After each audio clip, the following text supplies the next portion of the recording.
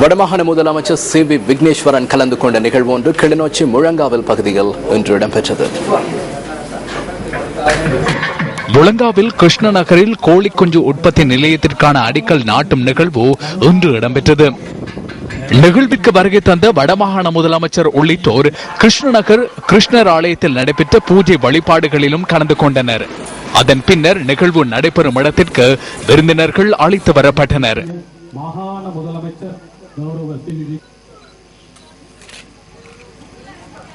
அதன் பின்னர் அடிக்கல் நாட்டும் நிகழ்வு இடம்பெற்றது.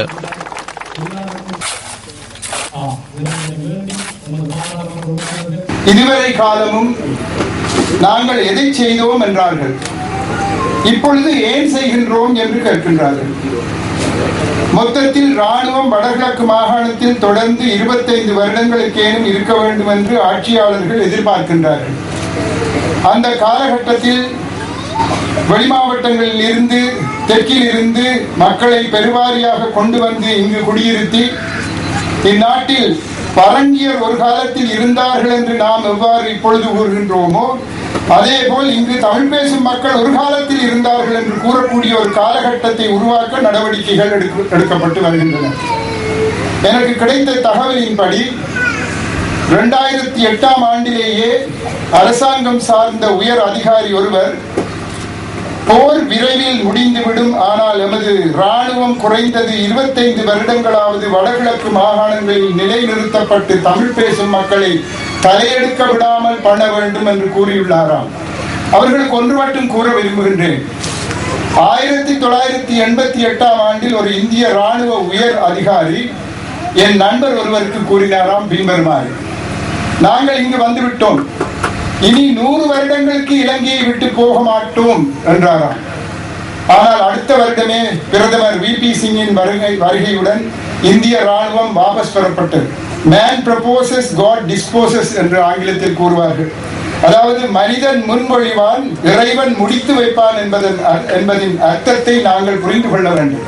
ஒரு யுத்தத்தால் பாதிக்கப்பட்ட பிரதேசத்தில் ஆயிரக்கணக்கான பெண்கள் தமது கணவன்மாரை இழந்து குடும்பங்களுடைய வாழ்க்கையை முன்னெடுத்து செல்ல முடியாத சூழ்நிலையில் அவர்களை கௌரவமான ஒரு சூழ்நிலையில் வாழ வைக்க வேண்டிய அரசாங்கம் குறைந்தபட்சம் அவ்வாறு செய்யாமல் இருக்கிறது மாத்திரமல்ல, அவ்வாறு செய்யக்கூடியவர்களை செய்யக்கூடிய மாகாண அரசை அவ்வாறு செய்ய விடாமல் தடை செய்வது என்பதும், மாகாண அரசாங்கத்தினுடைய நிர்வாகத்தை குழப்புவது என்பதும், அந்த நிர்வாகத்தை முழுமையாக நடைபெற விடாமல் செய்வது என்பதையும் இந்த அரசாங்கம் தனது ஆளுநர் ஊடாகவும் தனது புலனாய்வு துறை ஊடாகவும் ராணுவத்தினர் ஊடாகவும் இதனை செய்து வருகின்றனர்.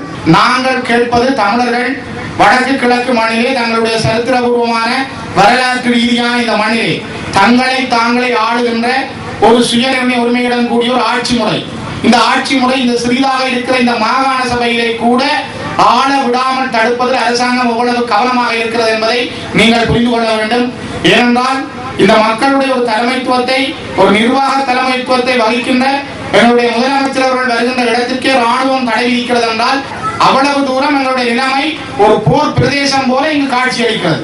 இந்த நிலைமை ஏன் எங்களுக்கு என்பதை நாங்கள் புரிந்து கொள்ள வேண்டும். இதனால் தான் இந்த மண்ணிலே தமிழ் மக்கள் அடக்கப்படுகிறார்கள், யாரோ எங்களை வந்து சீரோடு அடக்குகிறார்கள் என்ற செய்தி தான் இங்கு சொல்லப்படுகிறது. இந்த நிகழ்வில் வடமாகாண சபை உறுப்பினர்கள் உள்ளிட்ட பலர் கலந்து கொண்டனர்.